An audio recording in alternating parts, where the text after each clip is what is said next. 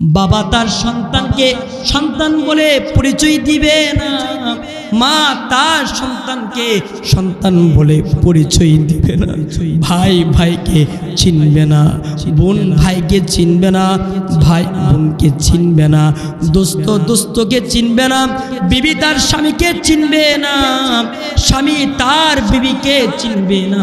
আল্লাহ কোরআনে বলেন ইয়াউমা ইয়াফিরুল মারউ মিন আখিহি ওয়া উম্মিহি ওয়া আবিহি ওয়া সাহিবাতিহি ওয়া বানিহি।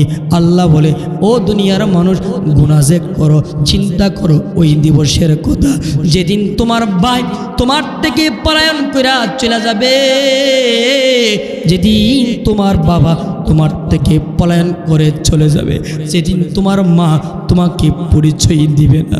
সন্তান তার মায়ের কাছে যাবে, মা গো দেখো না ভয়াবহ একটা দিন গো মা, ও মা তুমি আমার জন্য একটু দয়া করো গো মা, এ মা একটা নেক দিয়া আমার একটু হেল্প করো না, আমাকে একটু দয়া করো না। আল্লাহর রসুল বলে সেই কিয়ামতের কঠিন ময়দানে মা তো দিবে দূরের কথা, সন্তান বলি মা তার সন্তানকে পরিচয় দিবে না। মা বলবে আমার তো কোনো সন্তানই ছিল না, এ আমার বাপ। এটা বোঝার জন্য কিয়ামতের দিবস বোঝা লাগে না। কত কয়েক সপ্তাহ আগে বাংলাদেশে যখন ভূমিকম্প হয়েছে, একটা ভিডিও ভাইরাল হয়েছে, ফুতিয়ার বাপে একসাথে দাঁড়ানো, যখন কম্পন তৈরি হয়েছে বাবা তার নিজের জান বাঁচানোর জন্য দৌড়ানি শুরু করছে, পুতের কথা মনে নাই। সামান্য দুনিয়ার একটা জাল জ্বালা ভূমিকম্পনে যদি বাপ তার সন্তানকে ভুলে যায়, রোজে মাহশারটা কিয়ামতের দিবসটা এমন সাধারণ ভয়াবহতা নয়, এটা অনেক বড় ভয়াবহ একটা দিবস। আমার বাপ কেমন ভয়াবহ, আমার মৌলা দুনিয়ার বুকে তিনি হলেন রহমান, আমার মৌলা দুনিয়া। নবীজি বলে এতনা বড় একটা হাউস আল্লাহ তাআলা আমাকে দান করবে, সকলে চিল্লায় বলেন আল্লাহু আকবার। এই হাউজে কাউসারে আল্লাহ তাআলা পেয়ালা দিবি কত, পেয়ালা পানি পান করার জন্য পেয়ালা লাগবে কি লাগবে না? নবীজি বলেন আকাশের তারকা কয়টা আপনারা জানেন তো? বর্তল্লার লোকেরা কি আকাশের তারকা কয়টা গনছেন? গনছেন নাকি? গনা কি সম্ভব? নবীজি বলে আকাশের তারকাগুলো যেমন গয়না শেষ করা সম্ভব না, আকাশের তারকা যেই পরিমাণ হবে, আল্লাহ তাআলা হাউজে কাউসারে আমার উম্মতকে পানি পান করার জন্য এই পরিমাণ পেয়ালা দান, পেয়ালা দান। হুজুর বুঝলাম, হাউজের পরিধিটাও বুঝলাম, পেয়ালাও বুঝলাম, তো পানির কালারটা কেমন হইব? নবীজি বলে আবিয়াদু মিনাল লাবান। আল্লাহু আকবার বলেন। নবীজি বলেন দুনিয়ার দুধের চাইতে হাজারো কোটি গুণ বেশি সাদা হবে।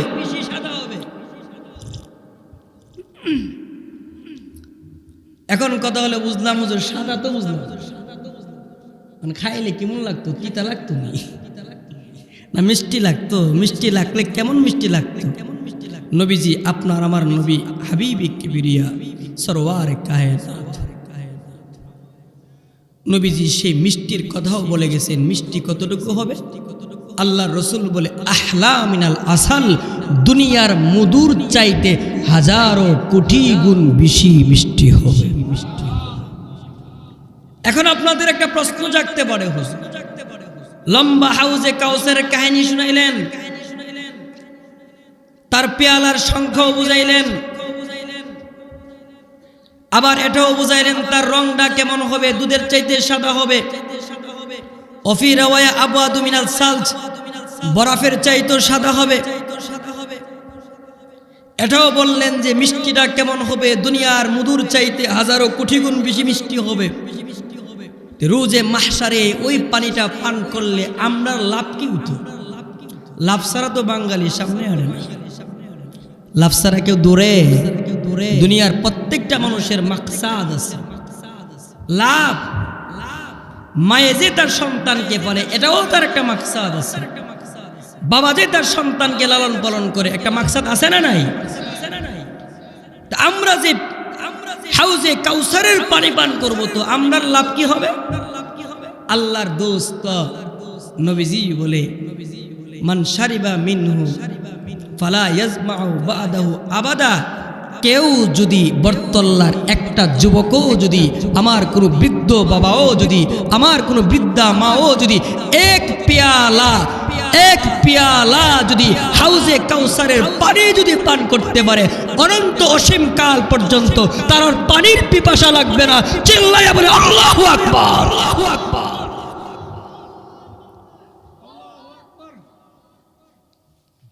বাহির থেকে লুকমা দিলে গ্রহণ করুন নাই, আপনি তাকবীর দিলে সামনে, ঠিক কিনা জোরে গান, আপনি মনে করেন নামাজে দাঁড়াইছেন, ইমাম সাহেব ভুল করছে, অনেকবার উজুখানা থেকে আল্লাহু আকবার, ইমাম সাহেব এই লুকমা গ্রহণ করলে কি মনে করেন কি নামাজ থাকবো না যাইবো গা? এটা তাকবীর দিন, লিল্লাহি তাকবীর, লিল্লাহি তাকবীর না, আল্লাহু আকবার আওয়াজ বুঝে ফুতাল মুড়ির মতো বুঝাইতেছে। লিল্লাহি তাকবীর, লিল্লাহি তাকবীর, লিল্লাহি তাকবীর, লিল্লাহি তাকবীর। বয়ান চলন তো ইনশাআল্লাহ, সবাই রাজি আছেন তো? যারা ঘুমায় গেছে গা ওরাও আয়ো কিছু শুনে যাক, দিনী কথা শোনার।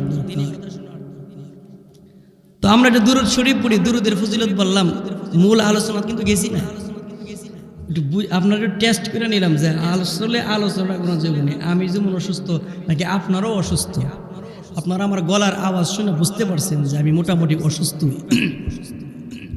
যাই হোক, দুরূদ শরীফ পড়ি। আল্লাহুম্মা সাল্লি আলা মুহাম্মদ ওয়া আলা আলি মুহাম্মদ কামা সাল্লাইতা আলা ইব্রাহিম ওয়া আলা আলি ইব্রাহিম ইন্নাকা হামিদুম মাজিদ। আল্লাহুম্মা বারিক আলা মুহাম্মাদি ওয়া আলা আলি মুহাম্মদ কামা বারাকতা আলা ইব্রাহিম ওয়া আলা আলি ইব্রাহিম ইন্নাকা হামিদুম মাজিদ। পড়েন বালাগাল উলা বিকামালিহি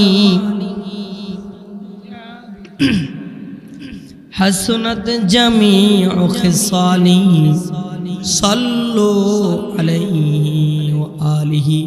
আবার পড়েন বালাগাল উলা বিকামালিহি কাশাফাত দুজা বিজামালিহি হাসনাত জামিউ খিসালিহি সাল্লু আলাইহি ওয়া আলিহি। আল্লাহ পাক রব্বুল আলামিনের দরবারে শুকরিয়া আদায় করতেছি যে আল্লাহ তাআলা গভীর রজনীতে বরতল্লা পশ্চিম পাহাড়া বাইতুল আকসা জামে মসজিদে মুসল্লিগণ যুবকবৃন্দের উদ্যোগে আয়োজিত আজকের 2 দিন ব্যাপী তাফসীরুল কোরআন মাহফিলের প্রথম দিনের মুহতারাম মুফতি সিবগাতুল্লাহ বিন সাদেক হাফিজাহুল্লাহ, আমরা দোয়া করি আল্লাহ তাআলা হযরতের হায়াত বাড়ায়া দেখ, দ্বীনের বড় দায়ী হিসেবে কবুল করুন। সকালে বলুন আমিন। আমার পাশে মুরব্বীরা আছেন, উলামায়ে কেরাম আছেন, আল্লাহ পাক এবং আমার সামনে উপবিষ্ট আছেন আমার মুরব্বী বাবারা, আমার জোয়ান ভাইয়েরা, পর্দার আড়াল থেকে শুনতেছেন আমার অত্যন্ত শ্রদ্ধেয়া সম্মানিতা আবেদা সালেহা মা বোনেরা। আমি আপনাদের সামনে দীর্ঘক্ষণ কথা বলবো না, আমি একটা বিষয় আপনাদের সামনে পূর্ণাঙ্গ একটা বিষয় আলোচনা করব। যদি আপনারা আমার সাথে সায় দেন থাকেন তা আশা করি আমার হালতে মারিজও অসুস্থতার মাঝেও ইনশাআল্লাহ আপনাদেরকে সুন্দর একটি কথা, যে কথার দ্বারা এমনও হতে পারে আমার ওই সমস্ত ভাইদের, যে সমস্ত ভাইদের দিলটা বন্ধ হয়ে গেছে, যেখানে নেক কাজ যার দরুন তাকে করতে ভাল লাগে না, মজা লাগে না, হতে পারে আমার কোনো ভাইয়ের সে দিলের মধ্যে ধাক্কা লাগতে পারে, ধাক্কা লেগে আবার সে পুনরায় নেক কাজের মধ্যে জড়িয়ে যেতে পারে। আমি আপনাদের সামনে পবিত্র কালামুল্লাহ একদম মাশহুর একটা সূরা, সূরাতুল কারিআহ, আপনারা পারেন না আল কারিআহ সূরা, অনেকে মুখস্থ করেন। এটার প্রথম দিকের কয়েকটা আয়াত আমি তিলাওয়াত করেছি এবং নবী আলাইহিস সালাতুস সালামের ওই সমস্ত আহাদিস, যেই সমস্ত আহাদিসের মাধ্যমে আল্লাহর নবী তার উম্মতদেরকে খুশখবরি দিছে, সুসংবাদ প্রদান করেছে, ওই সকল হাদিস থেকে একটি খুশখবরিওয়ালা হাদিস আপনাদের সামনে পাঠ করেছি। বোঝা গেল নবীজির আরো এমন কিছু হাদিস আছে যে হাদিসের দ্বারা উম্মতকে ভয় দেখাইছে। উম্মতকে সতর্ক করেছে। আমি আপনাদেরকে ওই হাদিসটাই আপনাদের সামনে পাঠ করেছি, যে হাদিসের দ্বারা আল্লাহর নবী উম্মতকে আশার বাণী শোনাইছে, উম্মতকে খুশখবরি দিয়েছে, সুসংবাদ প্রদান করেছে। আল্লাহু আকবার বলেন, আল্লাহু আকবার বলেন। আমি যে হাদিসটুকু পড়েছি, রাসূলুল্লাহ সাল্লাল্লাহু আলাইহি সাল্লাম তিনি বলেন, 7 প্রকার ব্যক্তিকে আল্লাহ তাআলা তার আরশ পাকের ছায়ার নিচে জায়গা দিবেন, যেই দিন আল্লাহর আরশের ছায়া ছাড়া আর কোনো ছায়া থাকবে না। সুবহানাল্লাহ। কথাটা কি বুঝতে পেরেছেন? 7 প্রকার ব্যক্তিকে আল্লাহ তাআলা আরশ পাকের ছায়ার নিচে জায়গা দিবেন, যে আল্লাহর আরশের ছায়া ছাড়া যেই দিন আর কোনো ছায়া থাকবে না। তাহলে ওই দিন ওই ছায়াটার দরকার আছে না নাই? ওই 7 প্রকার ব্যক্তি কতটুকু সৌভাগ্যবান, কতটুকু দামি, এটা বোঝার জন্য আমাদেরকে ওই দিনটা সম্বন্ধে কিছু জ্ঞান আমাদেরকে অর্জন করতে হবে। ওই দিনটা কি, একটু মনোযোগ দিয়ে শোনেন আমার দিকে। ওই দিনটাকে আল্লাহ তাআলা কুরআনুল কারীমে অসংখ্য অগণিত নামে ডেকেছে। এর মধ্যে আমাদের কাছে প্রসিদ্ধ হলো ইয়াউমুল কিয়ামাহ, কিয়ামতের দিবস। কি দিবস? কিয়ামতের দিবস। একটা নাম। এই দিনটাকে আল্লাহ তাআলা কুরআনে কারীমে ইয়াউমুল হিসাব বলেছেন, হিসাব নিকাশের দিবস। ইয়াউমে মাহশার বলেছেন, তথা জমায়েতের দিবস। যেহেতু ওই দিবসে হযরত আদম আলাইহিস সালাম থেকে নিয়ে এই উম্মতের সর্বশেষ ব্যক্তি পর্যন্ত আল্লাহর আদালতে দাঁড়াবে, জমায়েত হবে, একত্রিত হবে। এজন্য আল্লাহ তাআলা এই দিবসটাকে ইয়াউমে মাহশারও বলেছেন, ইয়াউমুল জাযাও বলেছেন, প্রতিদানের দিবস। আল কারিয়া বলেছেন, আল ওয়াকিয়া বলেছেন, নাবাউল আজিম বলেছেন, এমন অসংখ্য অগণিত নামে আল্লাহ তাআলা এই দিবসটাকে আল্লাহ তাআলা কুরআনে ডেকেছেন। তবে আমাদের কাছে সবচেয়ে প্রসিদ্ধ হলো ইয়াউমুল কিয়ামা, কিয়ামতের দিবস। কি দিবস? কিয়ামতের দিবস। আসুন ইয়াউমুল কিয়ামাকে, কিয়ামতের দিবসকে কিয়ামতের দিবস কেন বলা হয় এটার একটু ব্যাখ্যা করে আসি। ইয়াউম শব্দের অর্থ হলো দিন। ইয়াউম শব্দের অর্থ কি? দিন বা দিবস। আর কিয়ামা শব্দের অর্থ হলো দাঁড়ানো। কিয়ামা শব্দের অর্থ কি? দাঁড়ানো। ইয়াউমুল কিয়ামা যার তরজমা হলো দাঁড়ানোর দিবস। কি দিবস? দাঁড়ানোর দিবস। আল্লামা শাইখ ইবনে আসিমিন রাহমাতুল্লাহ আলাইহি, এই বাবার চাইনো না, সামনে আইলে ডিস্টার্ব মনে হয়। আমার কথাটা বুঝেন। আল্লামা শাইখ ইবনে আসিমিন রাহমাতুল্লাহ আলাইহি ইয়াউমুল কিয়ামাকে দাঁড়ানোর দিবস কেন বলা হলো তিনি 3টা ব্যাখ্যা করেছেন।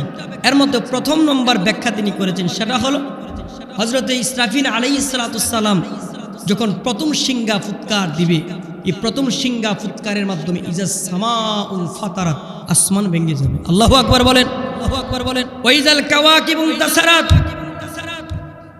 শুধুমাত্র আসমানই ভাঙবে না, আসমানের উপরে ছোট ছোট তারকা আছে না নাই? আছে না নাই? ওই তারকাগুলো ছিটকে পড়ে যাবে, তারকাগুলোর অস্তিত্ব শেষ হয়ে যাবে, বিলীন হয়ে যাবে।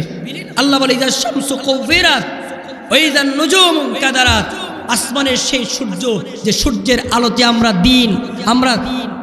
আমরা দিনের বেলা দিন আলোকিত একটা দিন পাই, সেই সূর্যটা পর্যন্ত তার অস্তিত্ব হারিয়ে ফেলবে, চাঁদ তার অস্তিত্ব হারিয়ে ফেলবে। ইদা জুলজিলাতিল আরদু জিলজালাহা ওয়া আখরাজাতিল আরদু আসকালাহা। আমার রব বলে, হে আমার বান্দা স্মরণ করো সেই দিনের কথা, যেই দিন জমিনে ভূমিকম্পন তৈরি হয়ে যাবে। ভূমিকম্পন এমনভাবে হবে যে ভূমিকম্পনের মাধ্যমে জমিনের ভিতরের জিনিসগুলো, ভারী ভারী জিনিসগুলোকে উপরে উঠায় দিবে, জমিনও ধ্বংস হয়ে যাবে। মোট কথা, ইসরাফিল আলাইহিস সালামের সিংহা ফুৎকারের মাধ্যমে পৃথিবীর সমস্ত মাখলুক ধ্বংস হয়ে যাবে, আর কেউ থাকবে না। একমাত্র কে থাকবে? কুল্লু মান আলাইহা ফান ওয়া ইয়াবকা ওয়াজহু রাব্বিকা যুল জালালি ওয়াল ইকরাম। ইসরাফিল আলাইহিস সালাম দ্বিতীয়বার আবার সিংহা ফুৎকার দিবে। রাসূল বলেন, দ্বিতীয়বার যখন সিংহা ফুৎকার দিবে, তখন প্রত্যেকটা মানুষ তাদের কবর থেকে উঠে আল্লাহর আদালতে দাঁড়াবে। সুবহানাল্লাহ। আসতে হইল না? আর আজরা গান, আর আজরা গান। নবীজি বলেন, কবর থেকে যখন মানুষগুলো উঠবে, সবার আগে আমি নবী কবর থেকে উঠব। আমার ডানে আবু বকর, আমার বামে ওমর, আর আমার পায়ের থেকে বর্তমানে বিলালের কবর দমেশকে, আমার পা বরাবর আল্লাহ তাআলা হযরত বিলালকে উঠাবে। আল্লাহু আকবার বলেন। আবু বকরকে সাথে নেব, বিলালকে উমরকে সাথে নেব, বিলাল আমার সাথে থাকবে। আল্লাহ তাআলা আমি দোস্তকে হাসরের ময়দানে যাওয়ার জন্য একটা বুরাক দিবে, বুরাকে আমি আরোহণ করব। হযরত বিলালকে একটা উট দিবে, উটনি দিবে। হযরত বিলাল সেই উটনিতে আরোহণ করে আমাকে পথ দেখায়া দেখায়া হাসরের ময়দানে নিয়ে যাবে। আর হাসরের ময়দানে যখন নিয়ে যাবে, সর্বপ্রথম আল্লাহ বিলালকে বলবে, বিলাল আজান আবার দাও। আল্লাহু আকবার বলে, আজান দাও বিলাল। বিলালের কথা মনে হয়েছে কি গান? বিলাল কত শানদার, চেহারা মনে খুব সুন্দর ছিল, কালো ছিল, বংশটা মনে খুব ভালো ছিল, হাফসি। বিলালের বাবার নাম কয়জন জানে? বিলালের দাদার নাম ঐতিহাসিকরা জানে না, কিন্তু এই কালো বিলালের দাম কত, বিলালের দাম কত, বিলালের ইজ্জত কত। পক্ষান্তরে বংশ পরিচয় ভালো, দেখতে সুন্দর, নাম তার আবু লাহাব। আবু লাহাবের চেহারা প্রায় নবীজির চেহারার কাছাকাছি, বংশ ভালো, নবীর আপন চাচা, হাশিমি মাক্কি, আবার হইল আপনার কুরাইশি। এত বংশ পাওয়ার পরেও আল্লাহ বলে তাব্বাত ইয়াদা আবি লাহাব, আবু লাহাব বংশ। কিন্তু বিলালের বংশও ভালো না, চেহারাটা কালা, বাপ দাদার নাম ঐতিহাসিকরা জানে না, গোলাম। কিন্তু গোলামের দাম আল্লাহর কাছে বেড়ে গেছে। আল্লাহু আকবার বলেন, আরো জোরে বলেন আল্লাহু আকবার। এখান থেকে বোঝা গেল আল্লাহর কাছে দামি হওয়ার জন্য সুন্দরী হওয়া লাগে না, বিশ্ব সুন্দরী হওয়া লাগে না। আল্লাহর কাছে দামি হওয়ার জন্য ভালো বংশের জন্মগ্রহণ করা লাগে। আজীব একটা কথা শোনায়, আবু জাহেলের জন্ম হয়েছে কাবা শরীফের ভিতরে, হযরতে আবু বকরের জন্ম হয়েছে মূর্তির কাছে। কিন্তু দামি কে? বলেন দামি কে? আবু বকর। জন্ম ভালো জায়গায় হইলেই দামি হয়ে যায় না। কর্ম যদি ভালো হয়, আল্লাহর মতে যদি তার মত হয়, রাসূলের পথে যদি তার পদ হয়, হাবশী গোলাম হলো তার দাম বেড়ে যায়। আল্লাহু আকবার বলে, আল্লাহর কাছে বড় আল্লামার দাম নাই, কলব যার ভালো দাম বেশি। বিলালের একটা কথা বলি, বিলাল কেতনা দাম? একটা তো বললাম, হাসরের ময়দানে বিলালে আজান দিব। হযরত রাসূলুল্লাহ সাল্লাল্লাহু আলাইহি সাল্লাম যখন দুনিয়াতে বিদায় হয়ে গেছে, বিলাল কাঁদতেছে। জোহরের সময় হয়ে গেছে, সাহাবায়ে কেরাম বিলালকে বলতেছে, বিলাল আজান দাও। হযরত বিলাল কাঁদতে কাঁদতে বেহুশ, আজান দেওয়ার জন্য মিনারাতে উঠছে। আল্লাহু আকবার, আল্লাহু আকবার বলে যখন আজান দিবি বিলাল, আশহাদু আন্না মুহাম্মাদার রাসূলুল্লাহ যখন বলবে, বিলালের আওয়াজ আর জবান দিয়ে আসে। হযরত বিলাল আর আজান দিতে, হযরত বিলাল কোনো মতে আজান সারলেন। সারার পরপরই হযরত বিলাল বলে, কসম, এই মদিনাবাসী কসম করলাম, যেই জমিনে আমার নবী নাই, আমি বিলাল আর আজান দেব না, আমি বিলাল আর আজান দেব না। আল্লাহু আকবার বলে। হযরত বিলাল 4-5 দিন পরে রাসূলের জানাজার পরে বিলাল বলে, আমি মদিনায় থাকতাম না, মদিনায় থাকতাম না, আমার নবী নাই, আমি থাকতাম না। আবু বকরের কাছে অনুমতি চাইছে, আবু বকর অনুমতি দেয় না। হযরত ওমর বলে, না, রঞ্জিতা কলব, দিলটা খুব কষ্ট পাইছে, দেয়া দিন, ছুটি দেয়া দেন। হযরত বিলাল চলে গেছে শাম দেশে, চলে গেছে। এক কিতাবে পাওয়া গেছে 6 মাস পরে, আর একটা 3 বছর পরে আল্লাহর নবী একদিন বিলালকে স্বপ্ন দেখে দিয়েছে, বিলাল মাঝে কি এমনি ভুলে যা সবাই, আমি নবী রওজা আতহারের কাছে এসে আসসালামু আলাইকা ইয়া রাসূলুল্লাহ বলে, আর তুমি আমার ভুলে গেলা গা, তুমি আমার সালামটুকু দাও না। বলে হযরত বিলাল শাম থেকে, যেখানে প্রায় 30-31 দিন সময় লাগে, নবীজির এই স্বপ্নের কথা শুনে রাত্রের বেলায় বিবিকে বলে, বিবি তাড়াতাড়ি সবকিছু গুছাও। রাত্রের বেলায় রওনা দিছে, 30-31 দিন লাগে। ওই জায়গাতে বিলাল 1 সপ্তাহের ভিতরে মদিনাতে আয়েশা নবীজির রওজা আতহারে দাঁড়ায় গেছে। রওজা ধারে এইভাবে পড়ে গেছে আর কাঁদতেছে। ও আল্লাহর রাসূল, সবাইকে দেখতে পাইতেছে, সব আগের জায়গায় আছে, কিন্তু আপনি তো নাই। আল্লাহু আকবার বলেন, আল্লাহু আকবার বলেন। হযরত বিলাল যখন আসছে, মদিনার সাহাবীরা, বড় বড় সাহাবীরা, আবু বকর আসছে। বিলাল, নবী চলে যাওয়ার পরে আপনিও চলে গেছেন, নবীর জমানার আজান আর শুনতে পায় না। ও বিলাল, একটা আজান দেন না। বিলাল বলে, আমি কসম কাটছি আজান দুম না। ওমর গেছে, বলে না আমি আজান দিতে পারবো না। আলী গেছে, বলে আমি আজান দিতে পারবো। সবাই মিলা নবীজির দুই নাতি, যে দুই নাতির কপালে আল্লাহর রাসূল চুমু দিছে, আল্লাহু আকবার বলেন, আকবার বলেন। নবীজি বলেন, হাসান আর হুসাইন, আমার আমার আমার এই হাসানকে যে মহব্বত করবে, এই হুসাইনকে যে মহব্বত করবে, সে যেন আমি নবীকে মহব্বত করব, নবীকে মহব্বত করব, সেজন্য নবীর মহব্বত, সেজন্য নবীর মহব্বত। ওই হাসান আর হুসাইনের কাছে বড় বড় সাহাবীরা গেছে যে, আমরা তো কইছি বিলাল আজান দে না, তুমি একটু যাও না। ওই তো তুমি গেলে বিলালে আজান দিবে, তোমরা যাও। নবীজির দুই কলিজার টুকরা নাতি, কারণ বিলাল তো হাসান হোসেনরে যে কি পরিমাণ আদর করছে তিনি দেখছে কি দেখছে না? নবীজির মুয়াজ্জিন, নবীজির মুয়াজ্জিন হযরত বিলাল কে যখন হযরত হাসান আর হুসাইন সাইয়্যিদা শাবাবি আহলিল জান্নাত, জান্নাতি যুবকদের সর্দার, সুবহানাল্লাহ বলেন, সুবহানাল্লাহ বলেন। জান্নাতের যুবকদের সর্দার কারা? হাসান এবং হুসাইন, নবীজির দুই নাতি। হযরত হাসান আর হুসাইনকে বলতেছে, ও নানাজির মুয়াজ্জিন, ও নানাজির মুয়াজ্জিন, নানা চলে গেছে, আপনিও চলে গেছেন, নানা চলে গেছে, আপনিও চলে গেছেন, নানার ইমামতিও পায় না, আপনার মধুর কণ্ঠের আজানও শুনতে পায় না, দেন না একটু আজান, দেন না একটু আজান, দেন না একটু আজান। হযরত বিলাল বলে, আবু বকরকে ফিরাই দিতে পারি, উমরকে ফিরাই দিতে পারি, উসমানকে ফিরাই দিতে পারি, আলীকে ফিরাই দিতে পারি, আব্দুর রহমান ইবনে আউফকে ফিরাই দিতে পারি, উবাইদুল্লাহ ইবনে জাররাহকে ফিরাই দিতে পারে, কিন্তু নবীর দুই নাতিকে তো ফিরাই দিতে পারে না। হযরত বিলাল রাদিয়াল্লাহু তাআলা আনহু তিনি দাঁড়ায় গেলেন, আজান দেওয়া শুরু করছে, আল্লাহু আকবার, আল্লাহু আকবার, আশহাদু আল্লাহ ইলাহা ইল্লাল্লাহ।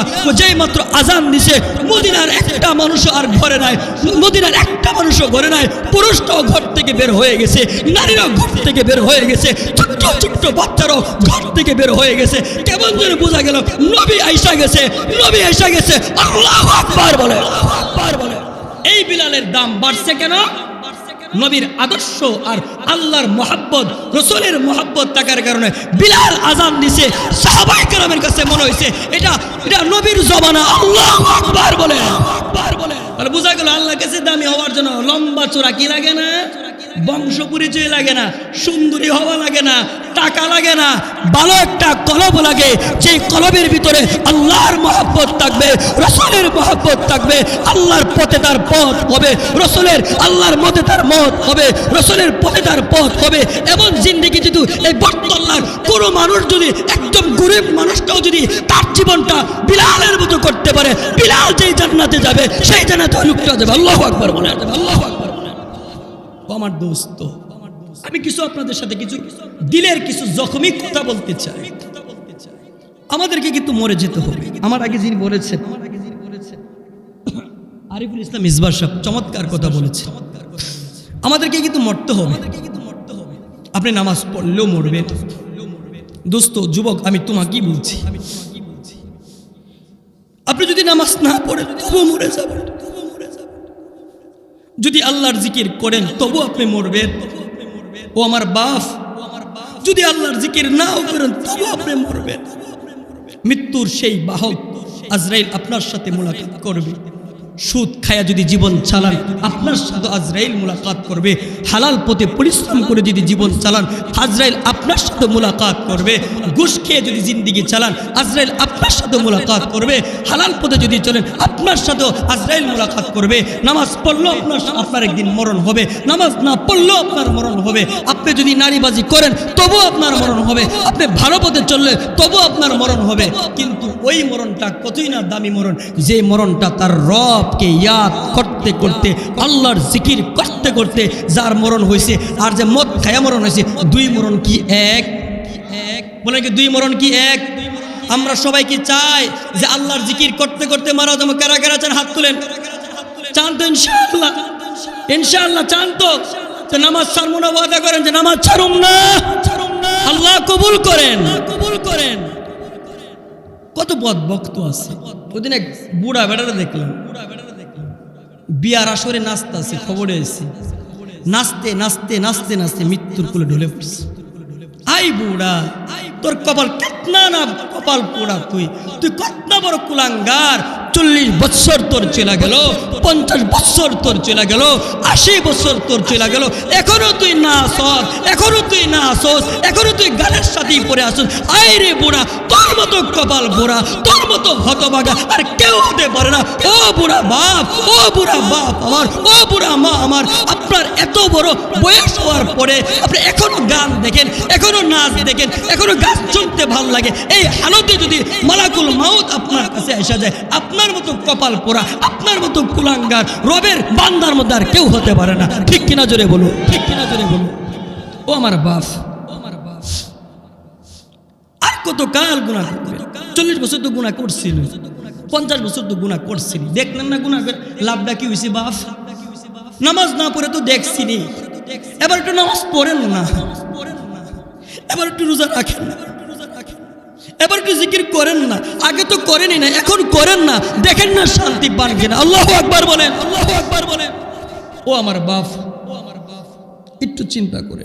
বিলালের কথা বলতেছি, রসুল বলেন, ইতিহাসের কিতাবে আসছে, সাহাবায়ে কেরাম যখন ফিলিস্তিনে ওই মসজিদে আকসা বাইতুল মুকাদ্দাস যখন বিজয় করবে, তখন কাফেররা খ্রিস্টানরা বলতেছে আমরা কোনো যুদ্ধ লাগবে না, আমরা কিতাবের মধ্যে পাইছি যে তোমাদের আমির সাহেব যদি আসে তার কাছে আমরা চাবি বুঝাই দেবো। আল্লাহু আকবার বলেন, আল্লাহু আকবার বলেন। আমির সাহেব কেমন হইব? মুসলমানের আমির কেমন হবে? পুরা তার পরিচয় দেওয়া আছে।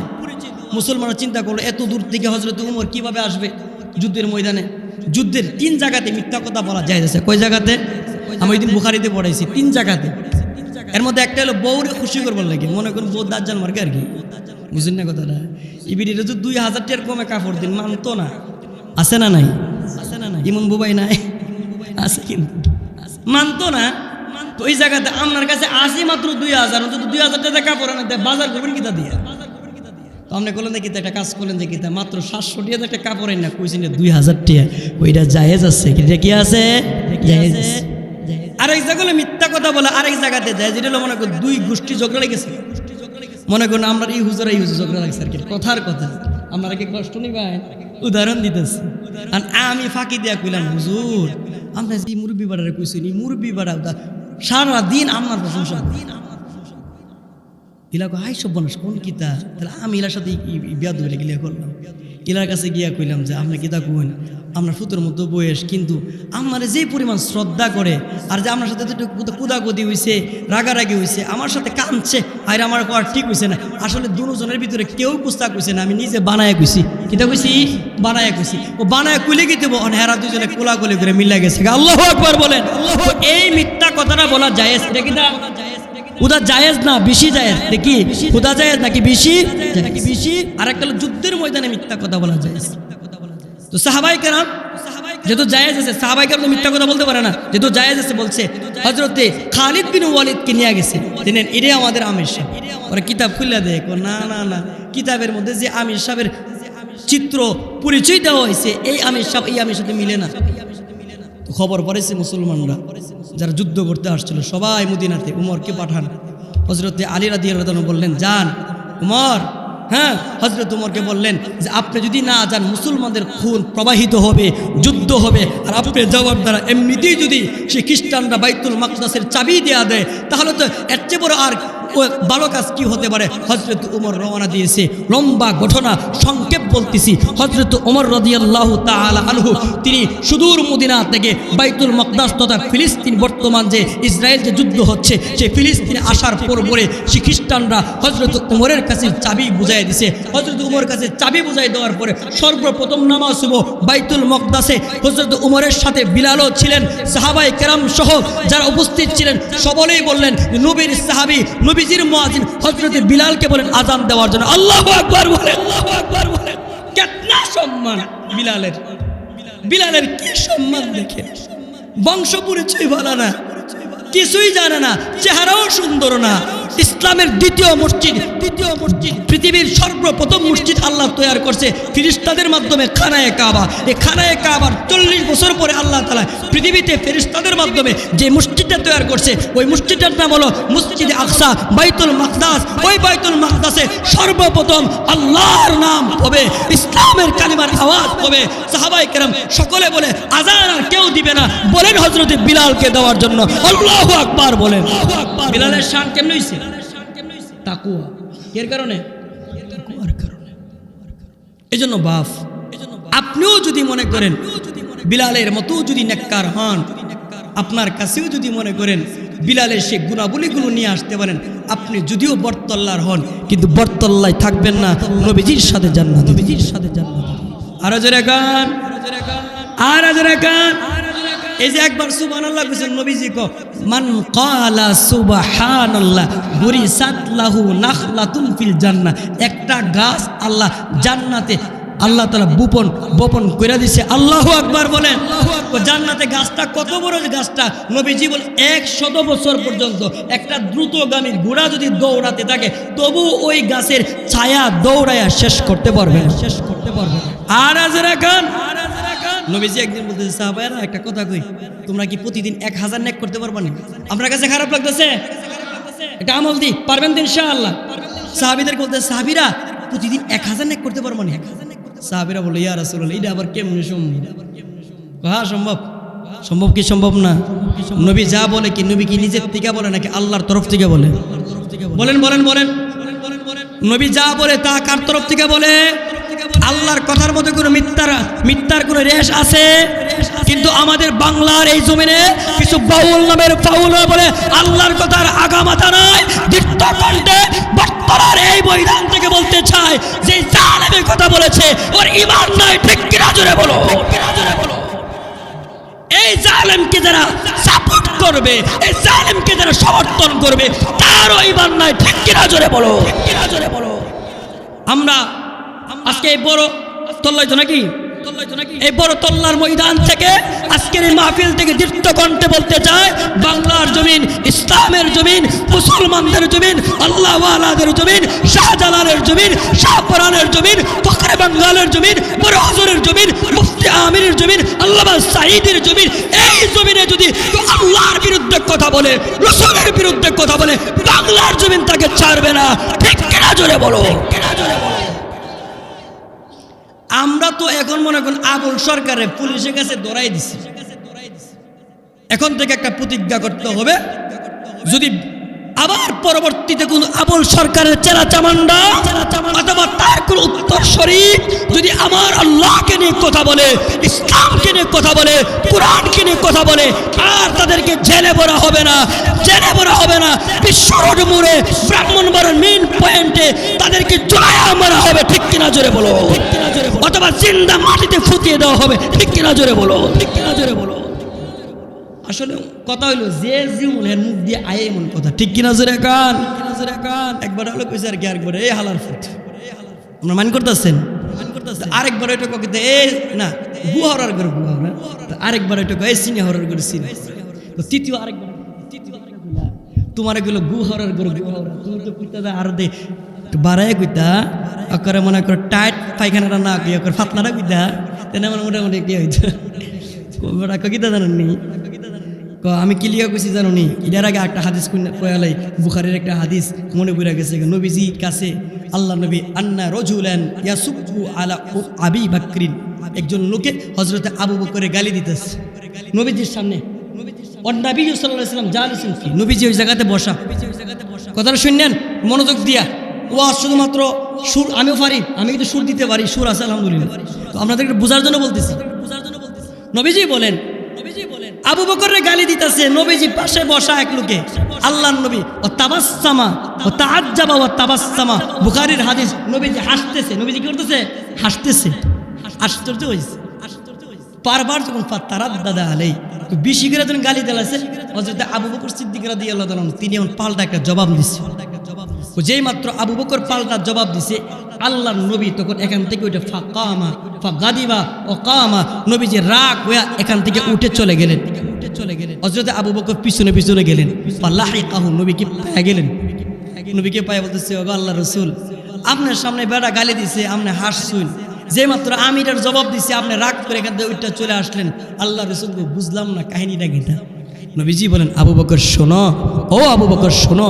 নবীজি আবু বকরকে যে কথাটা বলছিলেন আমি আপনাদেরকে বলি, ও আমার ভাই, আপনাকে কেউ গালি দিছে, আপনি গালি দিয়েন না, গালি না দিয়া চুপ করে ধৈর্যের সাথে বসে থাকেন। ও আমার মা, আপনাকে আপনার প্রতিবেশী গালি দিছে, আপনি পাল্টা গালি দিয়েন না, আপনি ধৈর্যের সাথে বসে থাকেন, লাভটা কি হবে? নবীজি আবু বকরকে বলে, আবু বকর তোমাকে যখন গালি দিচ্ছিল আর আমি তাজ্জাবাত আবাসসামা, আমি নবী হাসতেছিলাম কেন জানো? তোমাকে যখন গালি দিচ্ছিল তোমার পক্ষে হইয়া আল্লাহর ফেরেশতা জবাব দিচ্ছিল। না আরো আস্তে কই, আরো জোরে গান। আপনারা কেউ গালি দিছে, আপনি যদি গালির জবাব না দেন, জবাব দিব কে? আল্লাহর ফেরেশতা কেন দিব? আপনি দিলে তো গুনাইব, ফেরেশতা যদি জবাব দেয় গুনাইব। আপনারা কি অনেকে গালির বদলে গালি দিবেন? না, এটা মানো না, মানে না দিদা দিচ্ছে। গালির বদলে কি গালি দিবেন নাকি সবর করবেন? ওই যে কথাটা বলতেছিলাম, বেড়া কবিতা গুহারের করে গুহারা, বেড়া কই সিনিয়রের করে সিনিয়রা। দ্বিতীয় পক্ষ বলতেছে তুমি এটা কইলা গেলিয়া, সিনিয়রও কইলা গেলিয়া। আসলে কথা হইলো আমার আব্বা জন্মের পর থেকে তো চিনি খাওয়াইছে, এই জন্য মুখ দিয়ে চিনি বেরিয়েছে, আর এর ভাবে মনে জন্মের পর থেকে গু খাওয়াইছে, তো গু বেরিয়েছে। ঠিক কিনা জোরে কান, আরো জোরে কান, ঠিক কিনা? এই জন্য কেউ গালি দিলেই গালির জবাবে গালি দিবেন না, আপনি গালির কাজও করবেন না, গালি দিবেনও না। আরেকটা হাদিস বলতেছি, নবীজি আলাইহিস সালাম বলতেছে, এই তোমরা তোমাদের মা বাবাকে গালি দিও না। সাহাবায়ে কেরাম বলে, ইয়া রাসূল, মা বাবার আবার গালি দেয় কেমনে? তোমরা অবর কাউর মা বাপরে গালি দিও না। তুমি যদি আরেকবারের মারে গালি দিবা, সে তো তোমার মারে গালি দিবে। এটাই হলো, তুমি নিজেই তোমার মাকে গালি দিলা, তুমি নিজেই তোমার বাবাকে। এই ওয়াজগুলো সবাই কইতো না, আপনি কি আরেকবারের গালি দিবেন? আপনি যখন আপনার শাশুর শ্বশুরে গালি দেন, শাশুড়ির গালি দেন, তো আপনার বউ কিন্তু আপনার আব্বারে গালি দেয়, আপনার আম্মারে গালি দেয়। ঠিক কিনা জোরে বলুন? এমন বেমারি আছে না নাই? আর আপনি যদি গালি না দিতেন আপনার শ্বশুরে শাশুড়িরে, খোদার কসম করে বলি আপনার বিবি কখনো আপনার বাবাকে আপনার মাকে গালি দিত না। ঠিক কিনা জোরে বলুন? তাহলে আপনার মাকে আপনার বাবাকে গালি শোনালো কেনা? আপনি নিজে। কেমন যেন আপনি নিজেই গালি দিলেন, কেমন যেন আপনি নিজেই গালি। বলতেছিলাম আলোচনার দিকে যায়, নবীজি বলেন কিয়ামতের ময়দানে মানুষগুলো উঠবে। কিভাবে উঠবে? কবর থেকে উঠবে। আল্লামা শাইখ ইবনে আসিমিন বলেন কিয়ামতের দিবসকে কিয়ামতের দিবস কেন বলা হয়? বলে 3 কারণে বলা হয়। এর 1 নম্বর কারণ হলো কিয়ামুন নাস মিন কুবুরিহিম লিরাব্বিল আলামিন। যেহেতু মানুষগুলো কবর থেকে উঠে আল্লাহর আদালতে দাঁড়াবে, যেহেতু মানুষগুলো কবর থেকে উঠে আল্লাহর আদালতে দাঁড়াবে, এই জন্য আল্লাহ তাআলা ওই দিবসটার নাম রাখছে ইয়াউমুল কিয়ামা, কিয়ামতের। এখন কথা হলো, যদি মানুষগুলো যে কবর থেকে উঠে কিয়ামতের মাঠে দাঁড়াবে, কোন পদ্ধতিতে দাঁড়াবে? বলেন 3 পদ্ধতিতে দাঁড়াবে। বলেন কই পদ্ধতিতে? সকলে বলে না কই পদ্ধতিতে? 3 পদ্ধতিতে। 1 নম্বর সিনফান মুশাতান, কিছু সংখ্যক লোক এমন থাকবে তারা কবর থেকে উঠটা হাইটা আল্লাহর আদালতে দাঁড়াবে। সুবহান। 2 নম্বর প্রকার সিনফান রুকবান, কিছু সংখ্যক লোক থাকবে ওরা সম্মানিত, ওরা হায়াতি জিন্দেগিটাকে এমনভাবে যে আল্লাহকে রাজি করে ফেলছে। আল্লাহ তাআলা তাদেরকে খুশি করার জন্য তাদের কবরের পাশে আল্লাহ তাআলা সোয়ারির ব্যবস্থা করবেন। আল্লাহু আকবার বলেন। ওই সোয়ারিতে বা গাড়িতে আরোহণ করে তারা আদালতে কিবরিয়াতে ইয়াউমুল কিয়ামাতে, কিয়ামতের ময়দানে আল্লাহর আদালতে দাঁড়াবে।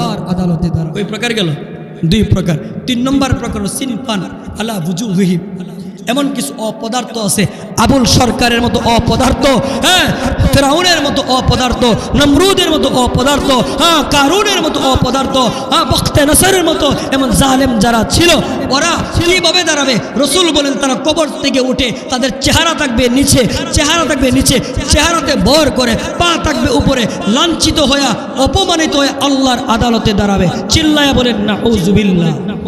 তাহলে আপনারা বলেন তো কবর থেকে মানুষগুলো উঠে যে দাঁড়াবে, কই পদ্ধতিতে দাঁড়াবে? বলেন কই পদ্ধতিতে?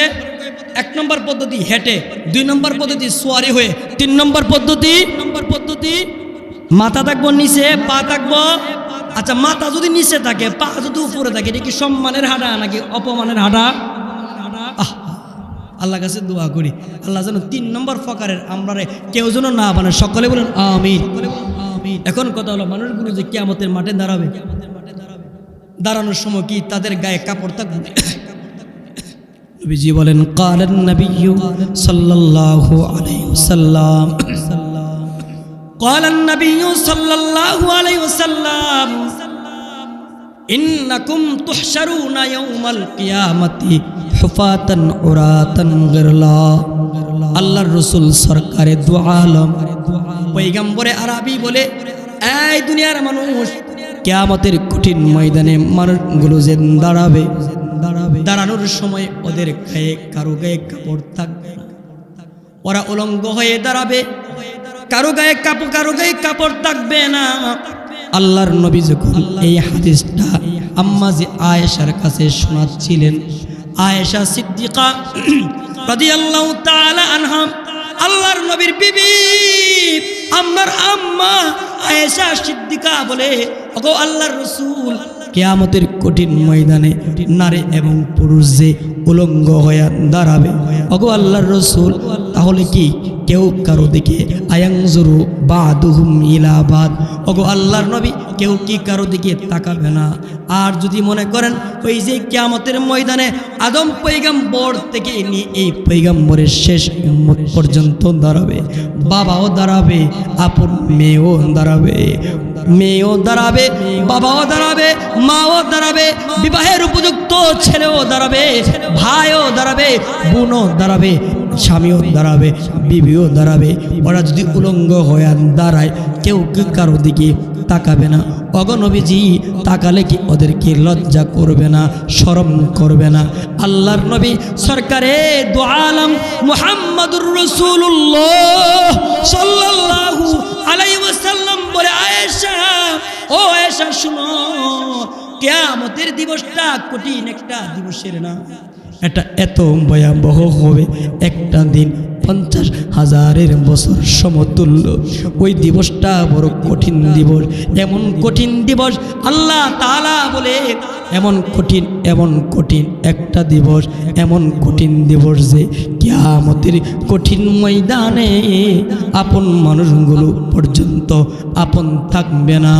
বাবা তার সন্তানকে সন্তান বলে পরিচয় দিবে না, মা তার সন্তানকে সন্তান বলে পরিচয় দিবে না, ভাই ভাইকে চিনবে না, বোন ভাইকে চিনবে না, ভাই বোনকে চিনবে না, দোস্ত দোস্তকে চিনবে না, বিবি তার স্বামীকে চিনবে না, স্বামী তার বিবিকে চিনবে না।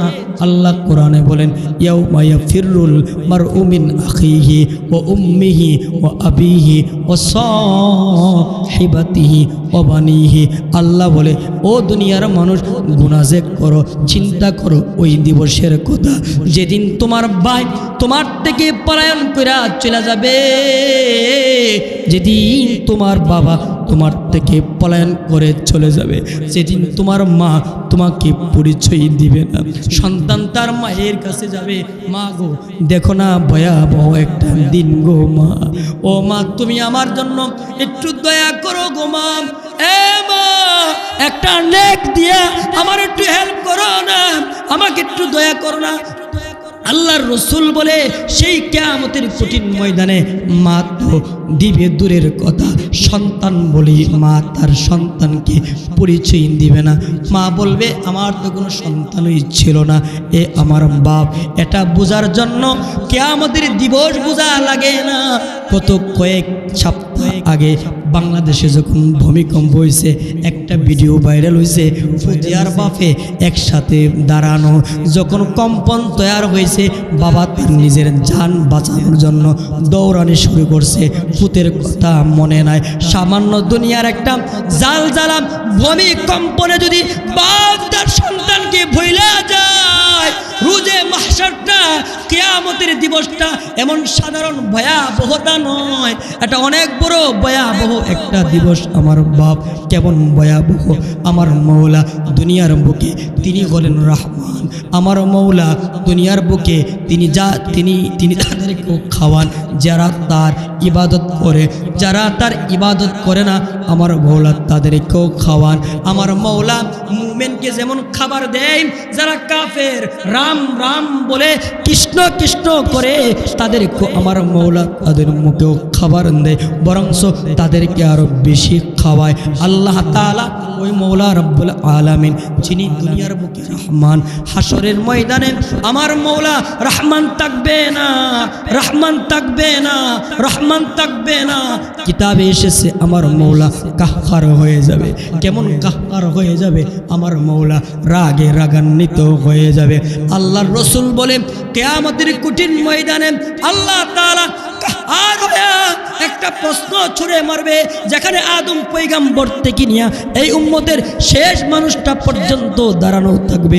সেখানে আমার মৌলা একটা প্রশ্ন ছুড়ে মারবে, এই বান্দা বল লিমানিল মুলকুল ইয়াম, আজকের রাজত্ব কার? বল বল বল।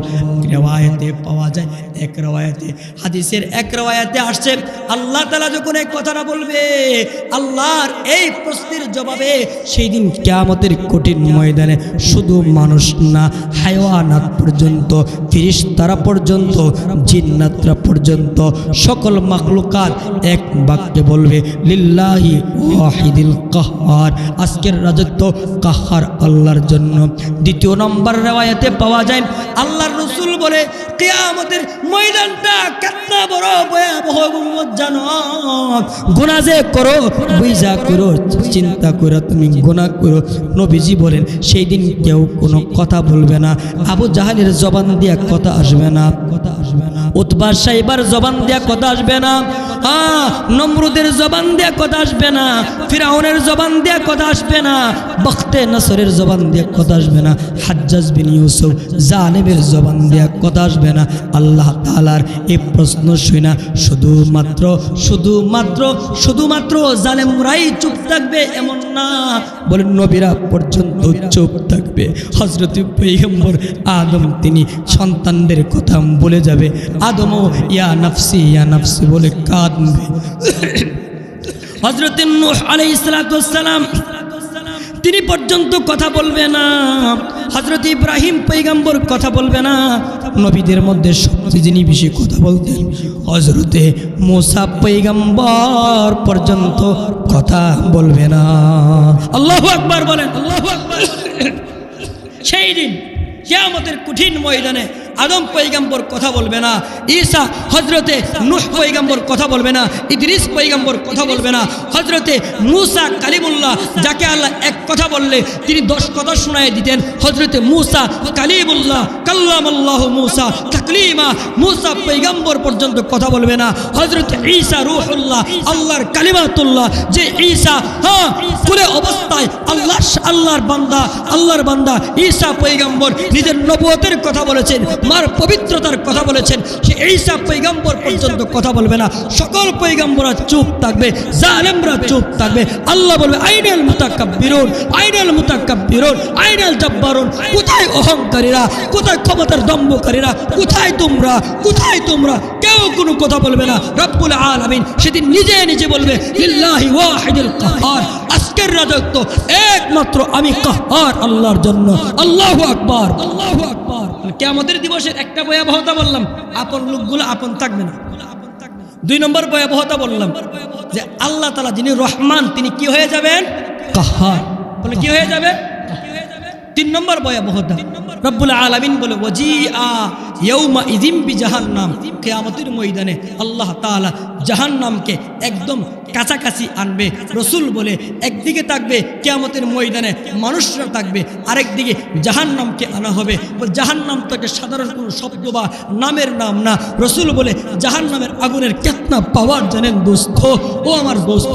রাসূল বলেন নারুকুম জুজউম মিন সাবঈনা জুজআম মিন নারে জাহান্নাম। আল্লাহর নবী বলে ও আমার উম্মত, তোমার মায়ের চুলার আগুনের চাইতে 69 গুণ বেশি পাওয়ার যে আগুনটা, ওই আগুনটার নাম হলো জাহান্নামের আগুন। আল্লাহু আকবার, আল্লাহু আকবার।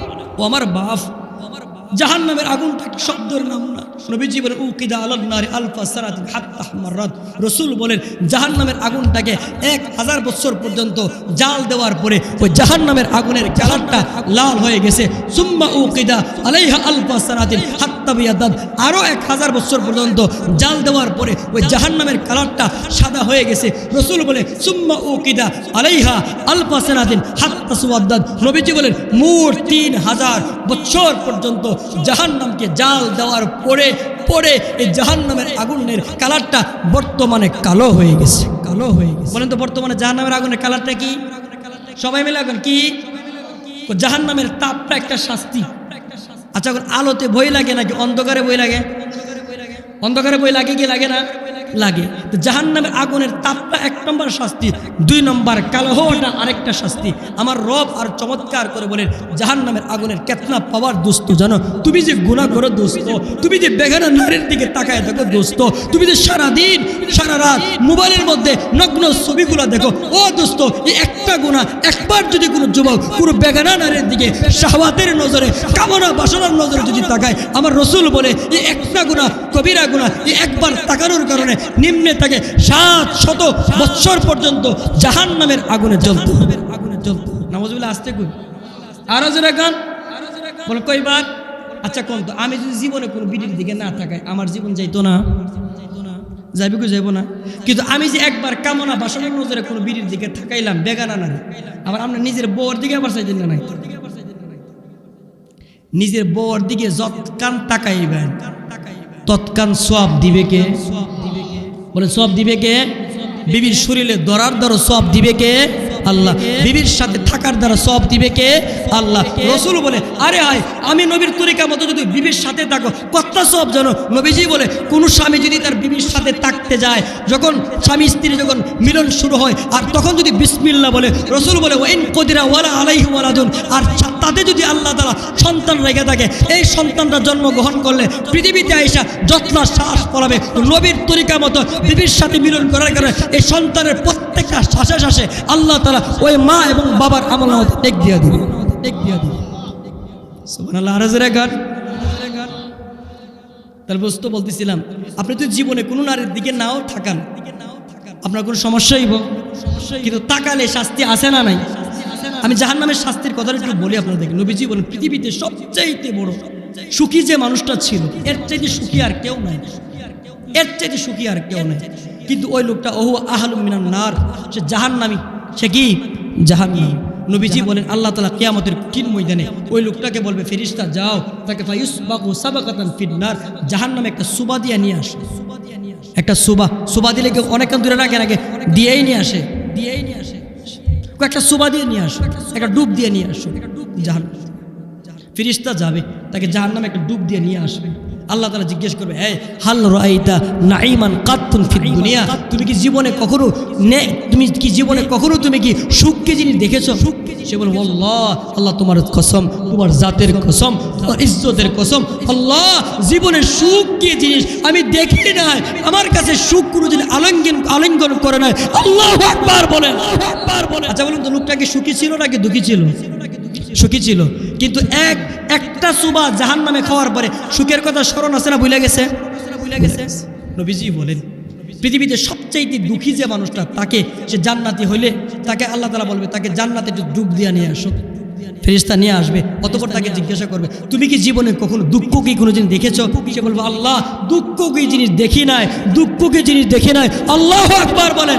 তাহলে এখান থেকে বুঝতে পারলাম একটা সুবা খায়া যদি জিন্দেগির 50 বছরের সুখের কথা বইলা জায়গা, ওই জায়গাতে একবার একটা নারীরে দেখলে কত বছর জাহান্নামে থাকতে দিব? ক বছর? কি সাধারণ কিছু বিষয়? আল্লাহ নিজে কোরআনে বলে নারুল্লাহিল মুকাদাতুল্লাতি তাত্তালিউ আলাল আফিদা, ও আমার বান্দা গুনাহ যে করবা সাবধানে করো, নামাজ যে ছাড়বা সাবধানে ছাইরো, রোজা যে ছেড়ে দিচ্ছ সাবধানে ছাইরো। জাহান্নামের আগুনের কেতনা পাওয়ার, দুনিয়ার আগুন কলিজা পুরানোর আগে মানুষটা পুড়ে যায়, আর জাহান্নামের আগুন মানুষের গায়ে লাগতে দিলে ওই কলিজা পুড়ে দিতে দিতে। ও আমার বাপ, এই জাহান্নামের আগুন কি সহ্য করার মতো আমাদের শক্তি আছে? গুনাহ করবেন নাকি ছাড়বেন? বলেন গুনাহ করবেন না ছাড়বেন? কত বড় গুনাহ করি না, শুধু গুনাহ করি। সুগিরা গুনাহ কি গুনাহ করেন? সুগিরা গুনাহ। রাসূল বলেন লা তানজুরু ইলা সিগারিজ যুনুব ওয়ালাকিন ইনজুরু আলা মান ইস্তারাতুম, তুমি ওই দিকে তাকায়ও না যে গুনাহটা ছবি এটা ঠিক না, বরং গুনাহ করা মানে কার অবাধ্যতা করা? বুঝেন না? গুনাহ করা মানে কার অবাধ্যতা করা, কার নাফরমানি করা? আল্লাহর নাফরমানি করা। তুমি তুমি ছোট গুনার দিকে তাকাও না, কার অবাধ্যতা তুমি করতেছো, কার নাফরমানি তুমি করতেছো, এই দিকে যদি তাকাও তাহলে তোমার দ্বারা কখনো গুনাহ করা সম্ভবপর হবে না।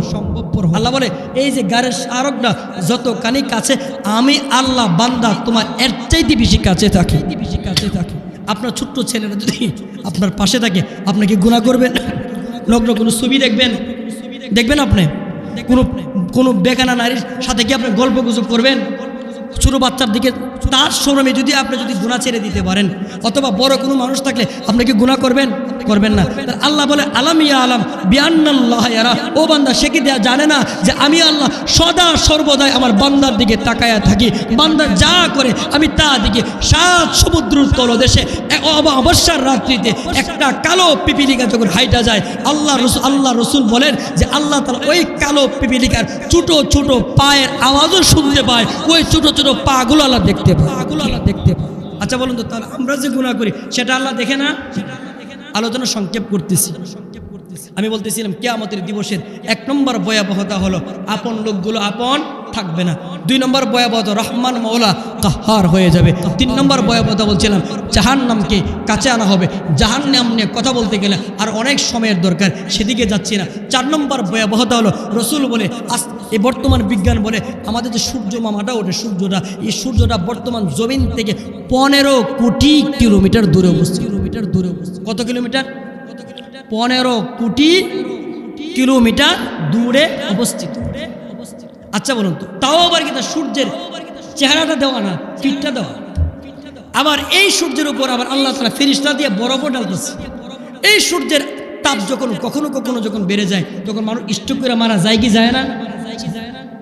কিন্তু হাসরের ময়দানে রসুল বলে উম্মত গুনাহ যে করতেছিস, উম্মত চিন্তা করে গুনাহ কর। ও যুবক, চিন্তা করে তুমি গুনাহ করো। রসুল বলে কিয়ামতের ময়দানে তুদুনা শামস ইয়াউমাল কিয়ামতি কা মিকদারে মিলিন। নবীজি বলেন অর্ধ হাত উপরে সূর্যটাকে এনে দেওয়া হবে। নবীজির সূর্যের তাপে কারো কারো ঘাম হাঁটু পর্যন্ত এসে যাবে, কারো কারো ঘাম নাভি পর্যন্ত এসে যাবে, কারো কারো ঘাম বুক পর্যন্ত এসে যাবে, কারো কারো ঘাম মুখ পর্যন্ত ছেয়ে নেবে। নবীজি বলেন এটা হলো কিয়ামতের দিবসের 4 নম্বর ভয়াবহ। 1 নম্বর ভয়াবহতা বলছিলাম আপন মানুষগুলো আপন থাকবে না। 2 নম্বর ভয়াবহতা হলো কিয়ামতের দিবসে আল্লাহ তাআলা রহমান মওলা কাহার হয়ে যাবে। 3 নম্বর ভয়াবহতা হলো আল্লাহ তাআলা জাহান্নামকে কাছে আনবেন। 4 নম্বর ভয়াবহতা হলো সূর্যকে আল্লাহ তাআলা এটা 15 কোটি কিলোমিটার দূর অবস্থিত, এটাকে অর্ধ হাত উপরে দিবে, যে সূর্যের তাপে মানুষের মগজগুলো বাতের মারের মতো গলতে থাকবে। মানুষ গলতে গলতে মানুষের ঘাম, কারো ঘাম গুনাহ অনুপাতে হাঁটু পর্যন্ত, গুনাহ অনুপাতে নাভি পর্যন্ত, গুনাহ অনুপাতে বুক পর্যন্ত, গুনাহ অনুপাতে কারো ঘাম তাকে ছেয়ে যাবে। ও আমার ভাইয়েরা, সেই কঠিন দিবসে আল্লাহ তাআলা 7 প্রকার ব্যক্তিকে এই ভয়াবহ পরিস্থিতির সম্মুখীন করবে না। আল্লাহ তাআলা তার নিজের আরশের ছায়ার নিচে জায়গা দিবেন। আল্লাহু আকবার বলেন। সেই 7 প্রকার ব্যক্তির অন্তর্ভুক্ত হতে চাইতো ইনশাআল্লাহ। 1 নম্বর হল ইমামুল আদিলুন, নেই পরায়ণ বাদশাহ। এর ব্যাখ্যা বলতে গেলে অনেক সময়ের দরকার। এতটুকু মনে করেন একজন ইনসাফগার রাষ্ট্রপ্রধান। 2 নম্বর হলো ওয়ারাজুলুন শাবুন নাশা ফি ইবাদাতিল্লাহ, ওই যুবক যে যুবক তার জোয়ান কালটাকে ইবাদতে কাটাইছে। সুবহানাল্লাহ যেরকম জোয়ান কালের 1 সেজদা বুড়া কালের 70 সেজদার চাইতে আল্লাহর কাছে দাবি। সুবহানাল্লাহ বলেন।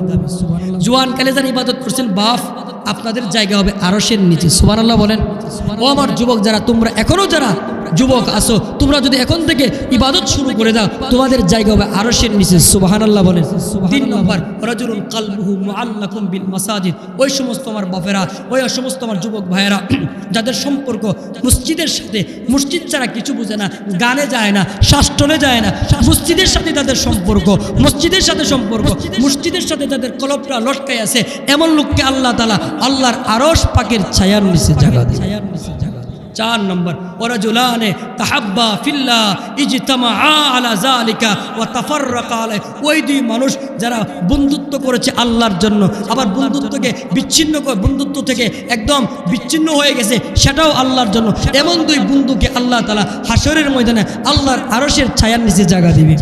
5 নম্বর ওয়ারাজুলুন দাআতু ইমরাতুন যাতু মানসাবিন ওয়া জামাল ওয়া ফাকারা ইন্নী আখাফুল্লাহ, মনে করো আপনাদের এলাকার কোনো সুন্দরী রমণী, বংশ পরিচয় বালা, বংশ ভালো বলেন মেয়ে, দেখতেও সুন্দরী, আপনাকে যদি মনে করেন বলছে আপনাকে কোনো একটা অফার দিছে যে তুমি আমার সাথে থাকো, আজকে আমার সাথে রাত্রি যাপন করো, আমার মনের খাহেশাত তুমি পুরা করে দাও, আপনি তার এই আহ্বানে সাড়া না দিয়ে হজরতে ইউসুফ আলাইহিস সালাম যে কথা বলেছিলেন, ইন্নী আখাফুল্লাহ, আমি আল্লাহকে ভয় করি, এই কথা যদি আপনিও বলতে পারেন, আপনি যদি ওই অফারকে রিসিভ না করে যদি প্রত্যাখ্যান করতে পারেন, আপনাকে আল্লাহ তাআলা আল্লাহর আরশ পাকের ছায়ার নিচে জায়গা দেবেন। 6 নম্বর হলো ওয়ারাজুলুন তাসাদ্দাকা বিসাদাকাতিন ফাআখফাহা হাত্তা লা তা'লামা শিমালুহু মা তুনফিকু ইয়ামিনু। নবীজি বলেন এমন ভাবে দান করছে, এমন গোপনে দান করছে, এত গোপনে দান করছে, ডান হাতে দান করছে, বাম হাত টের পায়নি। 7 নম্বর ওয়ারাজুলুন যাকারাল্লাহ খালিয়ান ফাফাদাত আইনাহু। কখনো কখনো একা একা ঘরে নিজের গুনাহকে স্মরণ করে রব্বে জালালের দরবারে দাঁড়ানোর ভয়ে, মৃত্যুর ভয়ে, কবরের ভয়ে, আল্লাহর আদালতে দাঁড়ানোর ভয়ে কাঁদছে আর বলছে, মৌলা কেমনে তোমার সামনে দাঁড়াবো, মৌলা কেমনে তোমার সামনে দাঁড়াবো, আমার তো এতটুকু নেক নাই মৌলা, আমার তো হায়াতে জিন্দেগিতে নামাজ নাই মৌলা, রোজা নাই মৌলা, যাকাত নাই মৌলা, কুরআন পাকের তিলাওয়াত নাই মৌলা, জীবনটাকে গুনাহে কাটাই দিছি মৌলা, ও মৌলা তোমার নাফরমানিতে কাটাই দিলাম, কেমনে তোমার সামনে দাঁড়াবো, গুনাহ নিয়া, গুনাহ একটা মহিলা, আমি নিজে পায়খানা নিয়া আমার মায়ের সামনে দাঁড়াইতে লজ্জা বোধ করি, ও মৌলা তুমি তো আহকামুল হাকিমিন, তুমি তো সমস্ত মাখলুকের স্রষ্টা, তুমি তো সকল সৃষ্টিজীবের স্রষ্টা, তোমার সামনে গুনাহ নামক নাপাক নিয়া কেমনে দাঁড়ামু, এই ভয় নিয়ে যদি বান্দা চিন্তা করে আজ একা একা ঘরে যদি চোখের পরে ফলাইয়া দিতে পারে, এই বড় তল্লার কোনো আমার বাপ, কোনো আমার ভাই, অথবা আমার কোনো একটা মা, অথবা আমার কোনো একটা বোন যদি একা একা ঘরে আল্লাহর সামনে দাঁড়ানোর ভয়ে নিজের অতীতকে চিন্তা করে আল্লাহর ভয়ে কাঁদে আর চোখের পরে ফলাইতে পারে, এমন কাঁদুন্নাকে আল্লাহ তাআলা আল্লাহর আরশ পাকের ছায়াতে জায়গা দেবে। আমরা এই 7 প্রকার ব্যক্তির অন্তর্ভুক্ত হতে চাই ইনশাআল্লাহ। আমি অসুস্থ আর দীর্ঘায়িত করতে চাচ্ছি না হুজুর, ইনশাআল্লাহ এখানেই থাকো নাকি কি বলেন?